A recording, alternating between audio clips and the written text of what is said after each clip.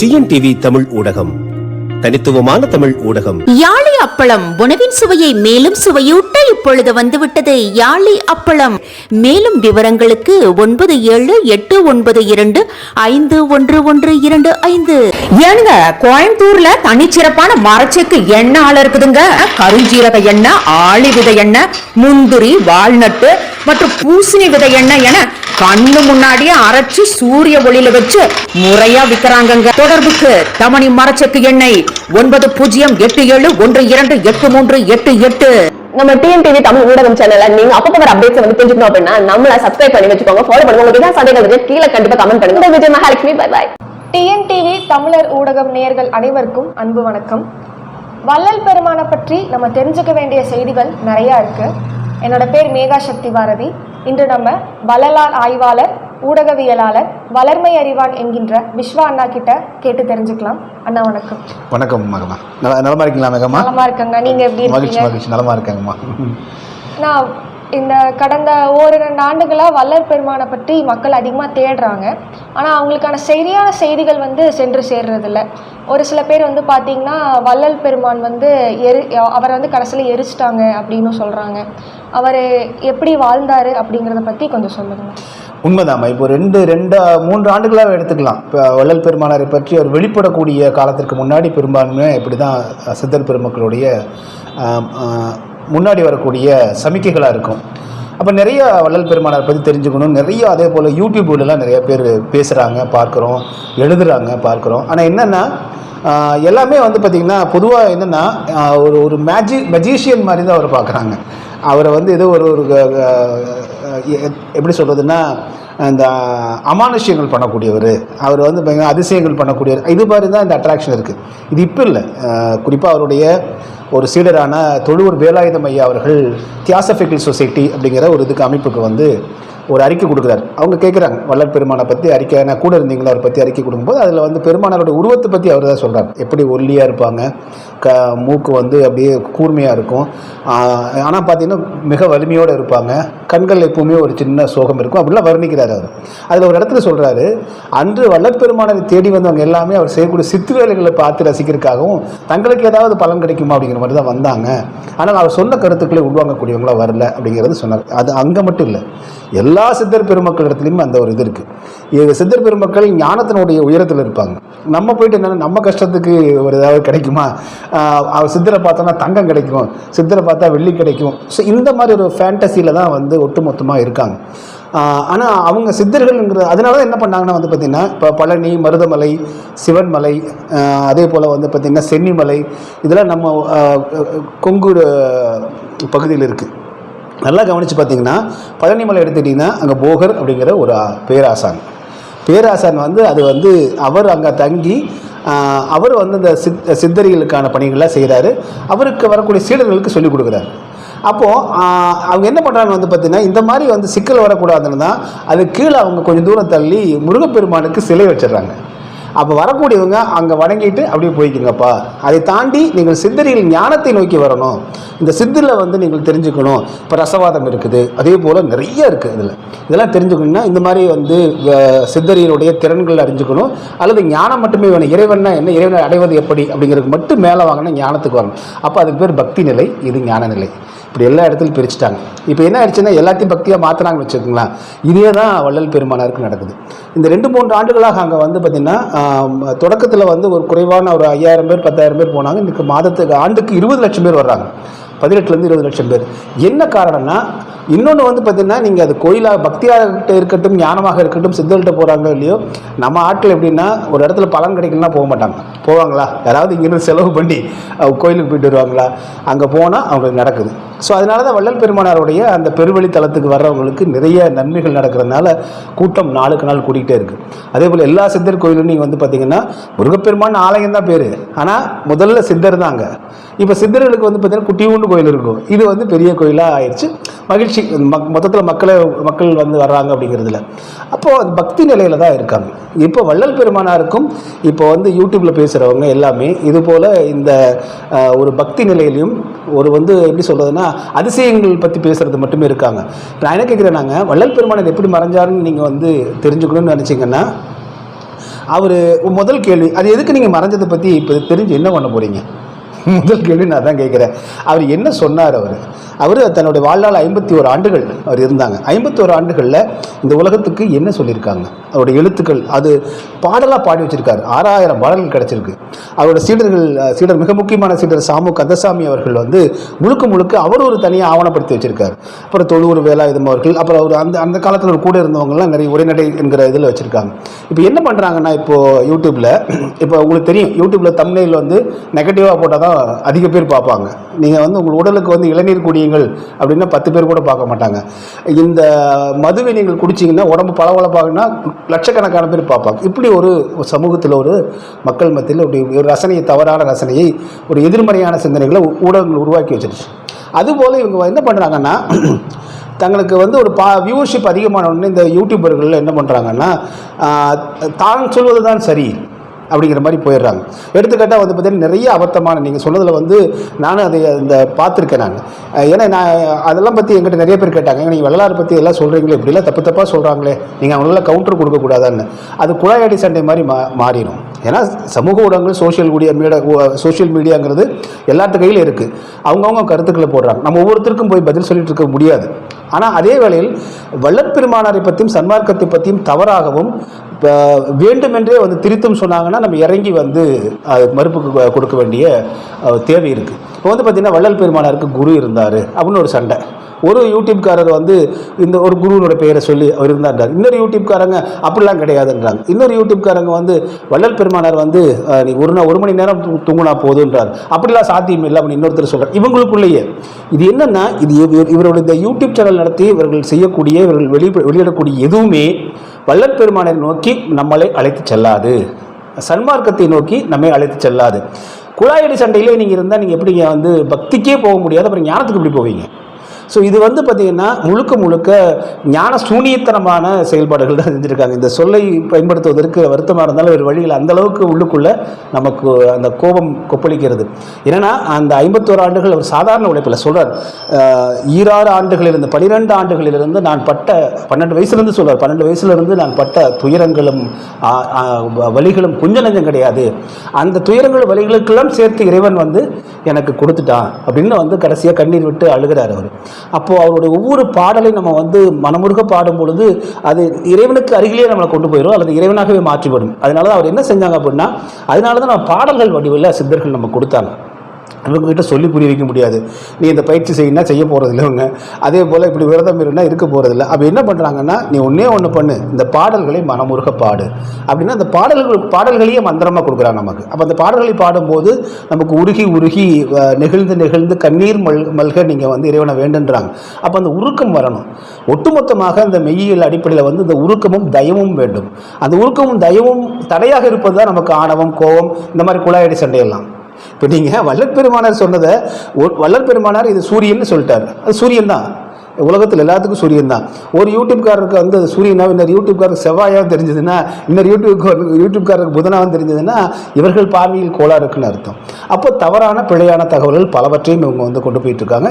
இது நான் என்ன சொல்கிறேன்னா, நம்ம சொல்லுவோம்ல, உதவி செய்யாட்டியும் பரவாயில்ல, உபத்திரவம் செய்யாமல் இருந்தால் போதும். அதனால் அவங்ககிட்ட நம்ம கெஞ்சி கேட்டுக்கிறது, நீங்கள் ஒரு ஆணியும் கொடுக்க வேண்டாம், அமைதியாக இருந்தீங்கன்னா கூட போதும், அல்லது இன்னும் ஆழமாக வாசியுங்கள். வள்ளல் பெருமானார் அவர் அந்த இறுதி நாட்கள்னா நம் கண்களிலிருந்து மறைந்த அந்த இறுதி நாட்கள் என்ன சொல்லிட்டு போனார்னா, இந்த விளக்கை ஒன்று எடுத்து கொடுத்து, அப்பா இதை ஆராதித்து கொண்டிருங்கள் அப்படின்னு சொல்லிட்டு, அடுத்தது இந்த சன்மார்க்கத்துக்குள்ளே வர்றவங்களுக்கு வழிகளை சொல்லி கொடுத்துட்டார் அவர். இதில் தான் இவங்க அடிச்சுக்கிறாங்க. அவர் என்ன சொல்லிட்டாருன்னா, சத் விசாரம் செய்து கொண்டிருங்கள் அப்படின்னு சொல்கிறார். சத் விசாரம்னா என்ன அர்த்தம்னா, விசாரம்னா விசாரணை, என்கொயரின்னு ஆங்கிலத்தில் சொல்கிறோம்ல, அதுதான் விசாரம் அப்படிங்கிறது தமிழில். சத் விசாரம்னா என்ன சொல்கிறாருன்னா, மனிதத்தன்மையை பற்றி, மனிதன் நாம் எப்படிப்பட்டவங்களாக இருக்கிறோம், நம்ம உடல் எப்படிப்பட்டது, நம்ம உடலினுடைய அமைப்பு எப்படிப்பட்டது, இதனுடைய அறிவியல் என்ன, இதை தொடர்ந்து நீ சிந்திச்சுக்கிட்டே இருக்கணும். அதே போல் அவருடைய அந்த அமைப்பு எப்படிப்பட்டது, இதை பற்றி நீ எப்பொழுதும் நீ சத் விசாரம் செய்து கொண்டே இருன்றார். இவங்க என்ன பண்ணுறாங்கன்னா, நான் ஒரு யூடியூப்காரர் சொல்லிட்டாருன்னா அது இன்னொரு யூடியூப்காரர் மறுத்து இவங்க இந்த தொலைக்காட்சிகள் அடிச்சுக்கிறாங்க தெரியுங்களா, விவாதங்கள் போல அந்த மாதிரி கொண்டு போயிட்டாங்க. அப்போ வள்ளற்பெருமான சொன்ன சத்விசாரத்துக்கே இவங்களுக்கு பொருள் தெரியல. சரிங்களா? ஒன்று. இரண்டாவது, வள்ளற்பெருமான என்ன எடுத்து சொல்லணும்? இப்போ திராவிட இயக்கத்தை சேர்ந்தவர்கள் அவங்க சொல்லிட்டு தெரியுறாங்க, வள்ளற்பெருமானாரை எரிச்சிட்டாங்கன்னு சொல்றாங்க, அவர் உடலில் கட்டெரும்புகள் மொய்த்தன அப்படின்லாம் சொன்னாங்க. யார் சொன்னாங்கன்னு அதை ஆய்வு பண்ணி பார்க்கும்போது ஆறுமுக நாவலர்னு ஒருத்தர் ஒரு கேரக்டர் வருது. அது சன்மார்க்கத்தில் உங்களுக்கு தெரியும். பொது பார்வையாளருக்கு நம்ம தனியாக இன்னொரு கடவுள் அதை பற்றி சொல்லுவோம். அவர் முழுக்க முழுக்க வள்ளற்பெருமானருக்கு எதிராக இருந்தவர். வள்ளல் பெருமானை எடுத்து வழக்கெல்லாம் கூட. ஆமா, அவர் என்ன சொன்னார்னா, வள்ளல் பெருமானார் அவர் அடிப்படை சைவவாதி. சைவத்தில் இருக்கக்கூடிய 12 திருமுறைகள் இருக்குங்க இல்லையா, அது மட்டும்தான் திருமுறைன்னு சொல்லணும், அது மட்டும்தான் அருட்பான்னு சொல்லணும். வள்ளல் பெருமானார் பாடியதெல்லாம் அருட்பான்னு சொல்லக்கூடாது அப்படின்னு அவர் சொல்றாரு. ஆனால் இது அருட்பா தான் அப்படின்னா 7 ஆண்டுகள் பெரும் போர் நடக்குது. கடைசியாக ஒரு கட்டத்தில் அவர் ஒத்துக்கிட்டார். ஆறுமுக நாவலர் ஒத்துக்கிட்டார், நான் ஒத்துக்கிறேன்ப்பா அப்படின்ட்டார். அதுக்கு பிறகு வந்தவங்க கதிரவேற் பிள்ளை இந்த புத்தகம் இருக்கு இல்லைங்களா, நான் கதிரவேற் பிள்ளை, இவர் ஆறுமுக நாவலருடைய அவர் பின்பற்றாளர். மிகப்பெரிய தமிழறிஞர்கள். அது எந்த மாதிரி இவங்கள கருத்தியல் ரீதியாக மோதிக்கிறாங்க, அவ்வளோதான். ஸோ அப்போது கடைசியாக இவரும் அப்படி தான் சொன்னார். இப்போ கடைசியில் அருட்பாதான் அப்படின்னு மெய்ப்பிச்சிட்டார். மறைமலையடிகள் தான் இறுதியாக ஒரு வாதம், இவரை தான் கூப்பிடுறாரு. முதல்ல நீங்கள் வாதத்துக்கு அருட்பா இல்லைன்னு சொல்கிறீங்கல்ல, மறைமலையடிகள் கூப்பிடுறாங்க. முதல்ல இவருக்கும் மறைமலையடிகளுக்கும் வாதம் நடக்குது. ரெண்டாவது முறை வாதத்துக்கு கூப்பிடும்போது இவர் வரல, தோத்துருவோன்னு சொல்லிட்டு வராமல் விட்டார். அதிலிருந்து அது அற்பன் ஆயிடுச்சு. ஆக இவ்வளவு பெரிய பின்னணி இருக்குது. இத்தனை மறைமலையடிகளிலிருந்து, பசும்பொன் முத்துராமலிங்க தேவரிலிருந்து, ஓமந்தூர் ரெட்டியாரிலிருந்து பல பேர் அதை கட்டி காத்து, கிருபானந்த வாரியார் கட்டி காத்து அதை அடுத்த தலைமுறைக்கு எடுத்துகிட்டு போகணும்னு இருந்திருக்காங்க.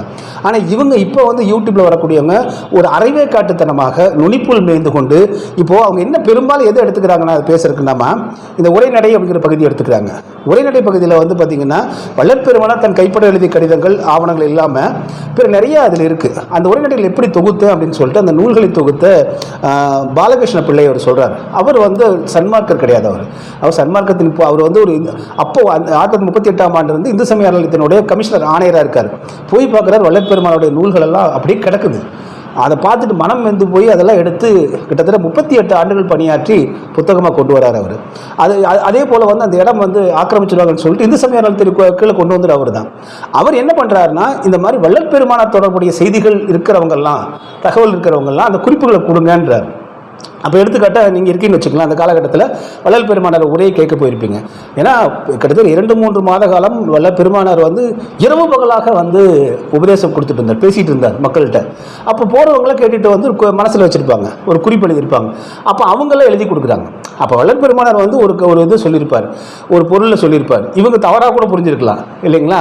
அப்போ அந்த குறிப்பை வைத்துக்கொண்டு அதுதான் சரின்னு சொல்ல முடியாது. அதனால தான் உரைநடையில் சில இடங்களில் முரண்பாடுகள் இருக்கும். அப்போது சிலது விடுபட்டு இருக்கும், சிலது எண்ணிக்கை தவறாக இருக்கும். அப்போ என்ன பொருள்னா, இவங்க புரிந்து கொண்டவர், உள்வாங்கி கொண்டவர்கள் சரியாக உள்வாங்கிக்காம அவங்க கொடுத்தது தான் உரைநடைன்னு இருக்கு. அதை எடுத்துக்கொண்டு இப்போ சண்டை போட்டுட்டு வந்துட்டு இருக்காங்க. அடுத்தது பெருமானாருக்கு அவர் வழிபாட்டு முறை சொல்லலையான்னு எல்லாம் சொல்லி கொடுத்துருக்காரு. எதற்காக தர்மசாலை, எதற்காக ஞான சபை, எதற்காக அந்த 107 ஏக்கர். இறுதியாக நான் ஒன்றே சொல்லிடுறேம்மா, இந்த முதல் கேள்விக்கு இவர்கள் உண்மையிலேயே வள்ளல் பெருமானாருடைய சன்மார்க்கத்தையும் அவருடைய அந்த ஞானப்பாதையும் கொஞ்சமாவது ஒரு துளியாவது அறிந்திருக்கிறார்கள் என்றால், முதல்ல இந்த சண்டை போட்டுட்டு இருக்கக்கூடிய 7-8 யூடியூப் சேனல்கள் குழாயடி சண்டை போட்டு கொண்டிருக்கக்கூடிய அரைவேக்கட்டுத்தனமாக போட்டுட்டு இருக்காங்க இல்லைங்களா, இவர்கள் முதலாக செய்திருக்க வேண்டியது என்னென்னா, அந்த 106 ஏக்கர் 80 காணியுமே அது பெருவெளி தலம் அப்படின்னு வள்ளலார் சொல்லியிருக்கார். அந்த அடிப்படையே உங்களுக்கு தெரியல, அதை பற்றி இவங்க எதுவுமே குரல் கொடுக்கல, அதை பற்றி பேசவே இல்லை. மாறா என்ன தெரியுமா சொல்கிறாங்க, அதில் 1-2 யூடியூப் சேனல்காரங்க உள்ளுக்குள்ள கட்டடம் கட்டினால்தான் அது அந்த இடம் புனிதமடைன்றாங்க. ஸோ இவர்கள் தான் இந்த உலகத்துக்கு வள்ளலார் இப்போது யூடியூப் வாயிலாக சொல்கிறாங்கன்னா என்ன கொடுமைன்னா, அதை பார்ப்பதற்கு பார்வையாளர்கள் இருக்கிறதுனால அவங்க நம்ம பார்வையாளர் இருக்கிற நம்ம என்ன சொன்னாலும் கேட்டுப்பாங்கன்னு நினச்சிட்டு உலக தொடங்குறாங்க. இப்போ நான் என்ன சொல்கிறேன்னா, இளநீ கடைக்கு 10 பேர் தான் வருவாம்மா, மதுபான கடைக்கு 1000 பேர் இருப்பான். இப்போ மதுபான கடை சிறந்ததுன்னு சொல்ல முடியுமா? அது மாதிரி நீ சொல்கிற கருத்து 4 பேர்த்துக்கு கூட்டமாக வர்றாங்கிறதுக்காக நீ சொல்கிறது சரின்னு சொல்லிட முடியாது இல்லைங்களா. அப்போ இதுதான். அப்போ நீங்கள் இந்த 7-8 யூடியூபர்களும் நீங்கள் சொல்லக்கூடிய சமூக ஊடகங்களும் இவர்கள் போராடி இருக்க வேண்டியது அந்த 106 ஏக்கர் நிலத்தை காப்பாற்றுவதற்கு. எதுவுமே அதை பற்றி பேசாமல் இருக்காங்க. ஸோ இதுதான் இப்போ இருக்கக்கூடிய நிலையாக இருக்க தவிர, வள்ளல் பெருமானாரை பற்றி இவங்க அதான் சொன்னது போல் கொஞ்சம் தெரிஞ்சு பேசினா கூட பரவாயில்ல, அதை திரிக்கிறாங்க. இது பெருமானார் வந்து பார்த்துக்கிட்டு இருப்பார். இன்னொன்று இவங்க விளையாட்டாக நினச்சிட்டு இருக்காங்க. அது வந்து நாளைக்கு என்ன விளைவுகளை அவங்களுக்கு ஏற்படுத்த போகுதுன்னு நினச்சா எங்களுக்குலாம் அதை சொல்லக்கூடாது. அதை அவங்க உணர்ந்து மாறிக்கணும் அப்படின்னு தான் நான் நினைக்கிறேன். ஆனால் நானும் இது மாதிரி ஒரு யூடியூப் சேனலில் கேட்டேன். வள்ளல் பெருமான் வந்து இது மாதிரி ஒரு நாள் உட்காந்து எழுதிட்டு இருந்தாராமா. அப்போ வந்து பக்கத்தில் விளக்கு வச்சுருந்தாரு. அதில் வந்து எண்ணெய் தீந்துருச்சு அப்படின்னு பக்கத்தில் தண்ணி எடுத்து ஊற்றுனதில் ஆனால் விளக்கு எரிஞ்சிச்சு, தண்ணி ஊற்றியும் வந்து விளக்கு எரிஞ்சிச்சுன்னு சொல்கிறாங்க. இதை பற்றி என்ன? 100க்கு 100 அது உண்மைதான். அது வள்ளல் பெருமானார் வந்து கிட்டத்தட்ட வந்து பார்த்தீங்கன்னா நான் சொன்னேன் இல்லையா, சாமு கந்தசாமி பிள்ளை அவர்கள் வள்ளல் பெருமானுடைய வாழ்க்கை வரலாற்றை முறையாக பதிந்து வைத்திருக்கக்கூடிய அவர் தான் கம்ப்ளீட் வரலாற்றை பதிந்திருக்கார். அவருக்கு வள்ளல் பெருமானார் அந்த வேலையை கொடுத்தார்.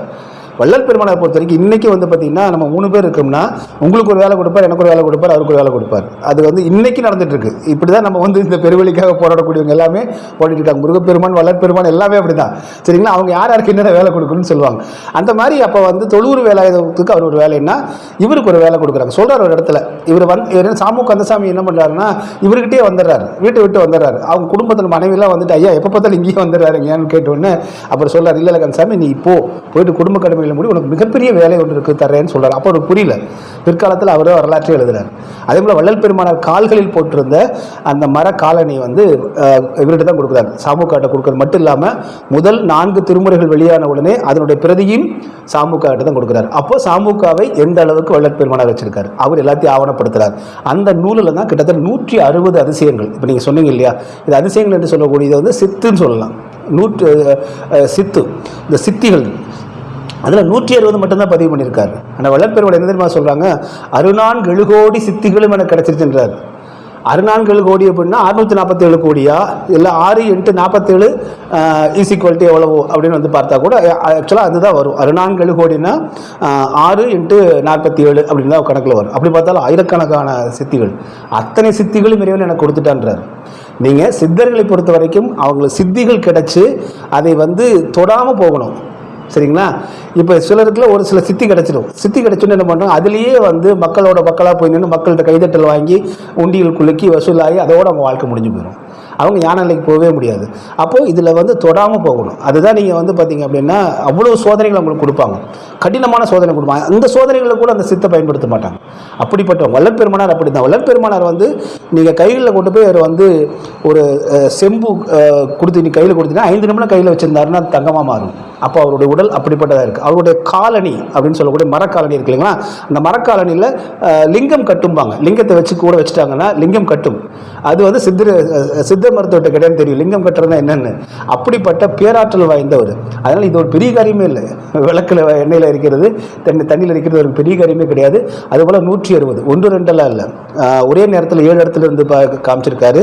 அதே போல் வந்து பார்த்திங்கன்னா ஒருவன் வந்து அந்த ஒரு சின்ன ஒரு தீ விபத்து ஏற்பட்டுருது. ஒரு ஆள் மேலே போய் கீழே வந்து விழுந்துடுறான். அவன் இறந்துட்டான்னு சொல்லும்போது அந்த முதுக தொடுறாரு, உயிர் வந்துடுது. உயிர்ப்பிச்சிருக்காரு. அவர் செத்தாரை எழுப்பியிருக்கார். அப்போ நீங்கள் வந்து விளக்கெல்லாம் ஒரு பெரிய இதே இல்லை. ஆனால் இதெல்லாம் வந்து ஆவணப்படுத்தப்பட்டிருக்கு. அப்போ 160 இது சொல்லும்போது பெருமானார் என்ன சொல்லியிருக்காங்கன்னா, இது இறைவன் செய்தது வெளியே சொல்ல வேண்டாம் அப்படின்னு சொல்லிடுவாராம். அதையும் தாண்டி தான் சாமுக்கா வந்து சரி நாளைக்கு வந்து இந்த கேள்வியில் வந்துடக்கூடாதுங்கிறதுக்காக பதிவு பண்ணுறாரு. இந்த மாதிரி 160 இருக்குமா, அது நிறைய அவர். ஏன்னா பெருமானார் வந்து இன்றும் உலவி கொண்டிருக்கக்கூடிய பெருமான்மாங்க, அது எப்படி சொல்கிறது, பேரணு. சரிங்களா? அப்போ அவங்க இதெல்லாம் பெருசே கிடையாது. அவர் அந்த 51 ஆண்டுகால அவர் வாழ்க்கையே நீங்கள் வந்து பார்த்தீங்கன்னா நம்ம கண்முன்னே பார்த்த வாழ்க்கையே அவ்வளவு மிக அற்புதமானது, வார்த்தைகளால் வர்ணிக்க முடியாது. அதற்கெல்லாம் அத்தனைக்கும் சான்றுகள் இருக்குது. அப்போ அதனால் வந்து அதெல்லாம் நடந்தது உண்மை தான். ஆனால் நீங்கள் அதை மட்டுமே பெருசாக பேசாதீங்கன்றாங்க. எதுக்கு அதை தெரிஞ்சுக்கணும்? இப்போ நான் எதுக்கு தெரிஞ்சுக்கோன்னா, இப்போ ஒருத்தரை பார்க்குறோம், ஒரு சித்தர்னு சொல்கிறாங்க, சித்தரியலில் வந்து முன்னேறியிருக்கான்னு சொல்கிறாங்க. ஒரு உண்மையானவராக போலி ரெண்டுமே இருக்கு. உலகத்தில் 2 இருக்குமா? இது தமிழர் மையில் மட்டுமே இல்லை, கிறிஸ்தவத்திலே சொல்கிறார். இயேசு கிறிஸ்துவே சொல்கிறார், 3000 பேர் வருவான்டா இயேசு கிறிஸ்துன்னு சொல்லிட்டு. நபிகள் நாயகமும் அதே மாதிரி சொல்கிறான், 100கணக்கான பேர் வருவான்டா, நம்பிராதரா, நான் தான் கடைசி நபின்னு சொல்கிறான். இது எல்லா மார்க்கங்கள்லையுமே இந்த போலிகள் உருவாகிற வந்து இருக்குது. அகத்தியர் காலத்தில் சொல்கிறார். அகத்தியர்லாம் வந்து பார்த்திங்கன்னா அவர் இதை வெளியில் சொன்னீங்கன்னா மண்டை வெடிச்சிடும், இதை வெளியில் சொன்னால் ரத்தங்கக்கி சாவைன்னு சொன்னது அவர் தான். ஏன்னா அந்த அளவுக்கு இவர் கொஞ்சோண்டு கற்றுட்டு போய் ஏற்ற மாதிரி கடை போட்டுருவான்.